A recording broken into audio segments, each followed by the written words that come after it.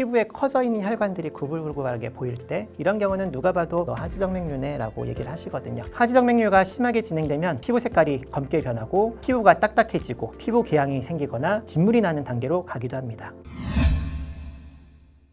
안녕하세요. 헬스조선 조재윤 기자입니다. 헬스조선 질병백과 정맥류 질환편을 통해 지난 시간 정계정맥류, 골반정맥류에 대해 알아보았는데요. 오늘도 서울88의원 정혜도 원장님을 모시고 하지정맥류에 대해 이야기 나눠보겠습니다. 원장님 안녕하세요.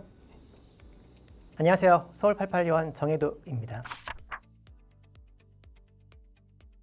하지정맥류는 최근 5년간 지속적으로 환자 증가 추세를 보였고 연평균 37만 명의 환자가 의료기관을 찾은 것으로 알려진 대표적인 정맥류 질환입니다. 다리 피부 밖으로 혈관이 돌출되어 보이거나 다리가 쉽게 피로하고 무거운 느낌이 든다면 하지정맥류를 의심할 수 있다고 하는데요. 하지정맥류란 어떤 질환인가요? 먼저 정맥에 대해 말씀드리면 혈관은 크게 동맥과 정맥으로 나뉩니다. 동맥은 심장에서 나온 피를 발끝까지 보내주는 역할을 하고요. 정맥은 온몸을 거친 피를 다시 심장으로 보내는 역할을 합니다. 정맥 내부에는 판막이라는 구조물이 있어서 피가 거꾸로 내려가지 않고 중력을 거슬러서 심장으로 올라가도록 만들어줍니다. 하지만 이 판막이 손상되면 피가 심장 방향이 아니라 발 쪽 방향으로 역류하게 됩니다. 그럼 다리에 피가 고이게 되겠죠. 정맥 피가 가야 할 방향대로 잘 가지 못해서 생기는 문제를 통칭해서 만성 정맥부전이라고 합니다. 그 중에 하지정맥류가 있습니다. 하지정맥류는 다리 정맥의 판막 손상으로 인해 다리에 피가 고이고 다리 혈관이 구불구불하게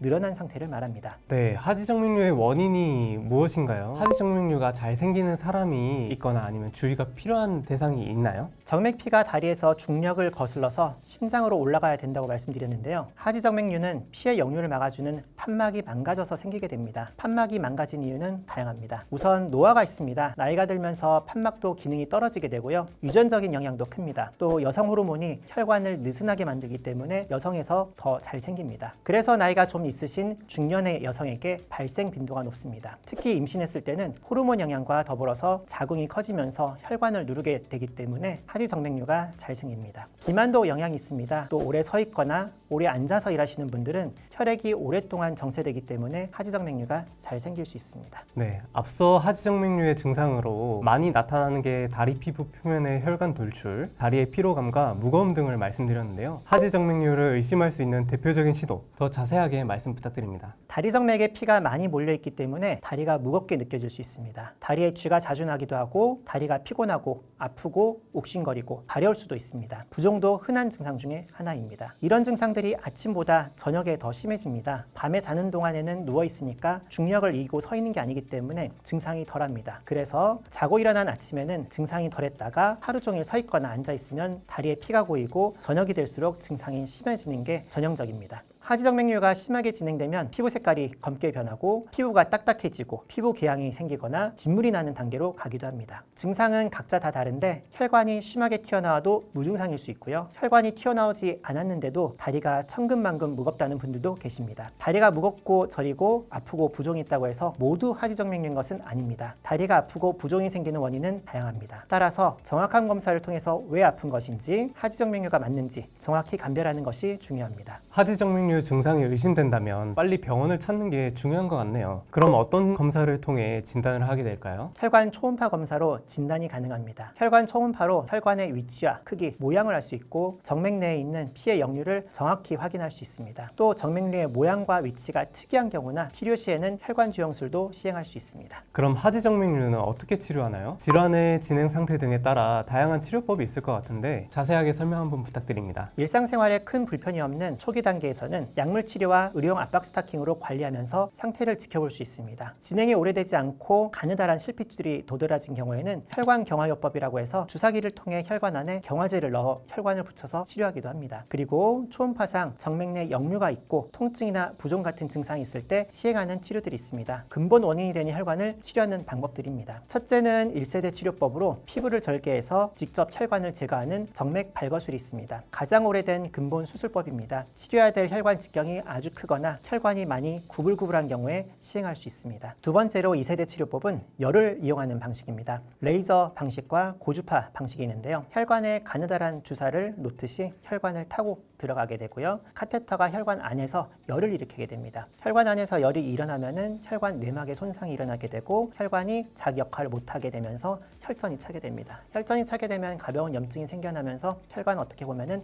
마르게 됩니다. 고주파 치료는 혈관의 크기와 상관없이 모두 치료할 수 있어서 현재 많이 사용되는 방법 중에 하나입니다. 마지막으로 3세대 치료법은 열을 이용하지 않는 비열 치료 방식입니다. 대표적인 게 베다실입니다. 안전한 생체 접착제를 정맥류 안에 넣어서 혈관을 피부 쪽에서 눌러붙여서 혈류를 차단하는 방식입니다. 열을 이용하지 않아서 혈관 주변 신경이나 근육의 손상도 없고 통증도 없고 회복도 빠른 장점이 있습니다. 또 베나실과 비슷한 클라리베인이라는 수술법이 있습니다. 클라리베인은 혈관 내벽을 긁어서 상처를 내고 이후에 이 혈관 안으로 경화제를 집어넣어서 혈관을 막게 하는 치료 방법입니다. 이렇게 치료 방법이 다양하고 환자의 증상과 건강 상태 이런 여러 가지 상황들을 고려해서 치료를 결정하게 됩니다. 네, 원장님 말씀 들어보니까 치료법이 굉장히 또 이름이 어렵네요. 환자들이 치료법을 찾아와서 이제 원장님께 따로 저는 이런 치료를 원해요 하는 경우가 있나요? 특별하게 치료 방법을 정해서 오시는 분들도 많으십니다. 나는 어떤 인터넷 자료라든가 유튜브라든가 정보를 찾아봐서 나에게 잘 맞는 시술법은 요거입니다. 그랬는데 다른 병원을 알아보니까 이것들을 잘 안 하는 병원들이 많다고 하셔서 저희 병원에 가능한지 문의를 주시는 경우들이 있습니다. 원장님 그러면은 하지정맥류 검사를 받기 위해서는 어떤 병원, 어떤 과를 가야지 받아볼 수 있을까요? 보통 환자분들이 오실 때 내가 하지정맥류라고 진단을 내리고 오시는 분들도 계십니다. 그런 분들은 피부에 커져 있는 혈관들이 구불구불하게 보일 때 이런 경우는 누가 봐도 너 하지정맥류네 라고 얘기를 하시거든요. 그런 경우에는 편합니다. 보통 영상의학과로 오셔서 진단을 받으시기도 하고요. 또 흉부외과라든가 혈관외과 선생님들도 많이 하십니다. 그런데 혈관이 그렇게 커지지 않은데도 불구하고 하지정맥류가 있으신 분들이 계세요. 그런 분들은 보통 다리가 아픈 증상, 붓는 증상이 있기 때문에 정형외과를 먼저 가시게 됩니다. 정형외과에서 치료를 보고 하는데도 호전이 안 되는 경우들이 있거든요. 이런 경우에는 정형외과 선생님들이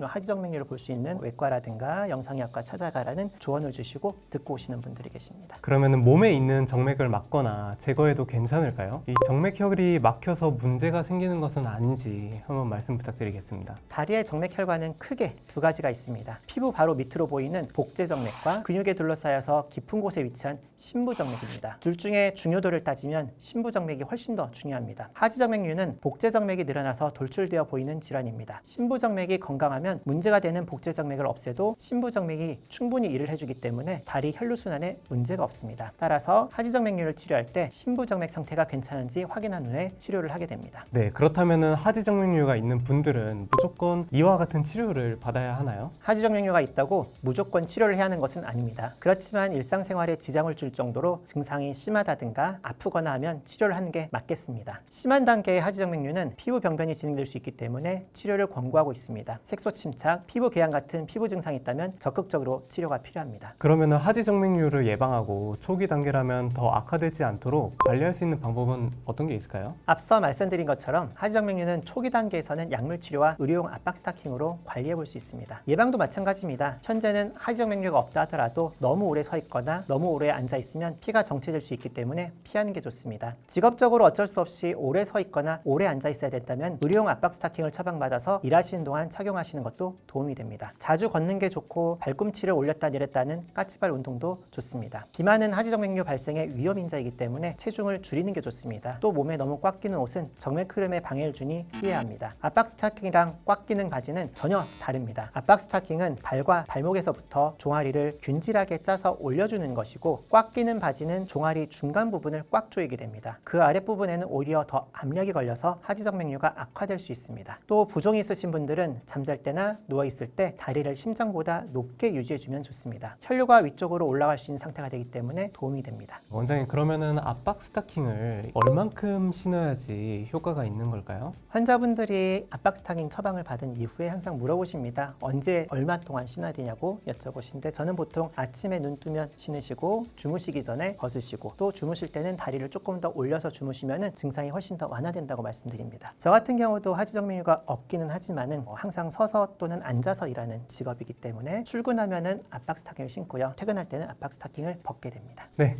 오늘도 좋은 말씀 감사합니다. 자료에 따르면 하지정맥류 환자의 경우 증상을 가볍게 넘겨 적절한 치료 시기를 놓치기도 한다고 하는데요. 하지정맥류가 의심되거나 또는 치료에 대해 고민하고 계신 환자분들께 당부하고 싶은 한마디 부탁드립니다. 사실 불편감이라는 게 굉장히 주관적인 증상입니다. 불편한 것 같은데 그냥 덤덤하신 분도 있고요. 아프고 증상이 심한 분들은 바로 치료를 한 게 맞겠지만 불편감이 없다면 치료를 서두를 필요는 없습니다. 환자분이 불편하실 때 치료하는 게 좋고요. 유관적으로 혈관이 심하게 튀어나와서 미용적으로 불편하거나 다리가 붓거나 아프고 쥐가 잘 난다거나 이런 증상이 나타난다면 치료를 하시면 되겠습니다. 하지정맥류가 있다고 해서 너무 불안해하지 마시고 치료에 너무 초조해하지 마시고요. 하지정맥류는 치료법이 다양하고 각기 장단점이 있습니다. 초음파 검사를 하면서부터 환자에게 어떤 치료법이 더 좋을지 고민하게 됩니다. 환자분의 증상, 건강과 나이, 직업적인 부분을 세심하게 고려해서 가장 적합한 방법으로 치료받으시면 되겠습니다. 네, 원장님 말씀처럼 하지정맥류 때문에 불편함을 느끼신다면 큰 부담을 갖기보다 빠르게 의료기관을 찾아 전문의와 상담 후 치료를 받으시는 게 중요하다는 생각이 듭니다. 오늘도 출연해주신 서울88 의원 정혜도 원장님 감사합니다. 네, 감사합니다. 시청자 여러분께 많은 도움이 되셨길 바랍니다.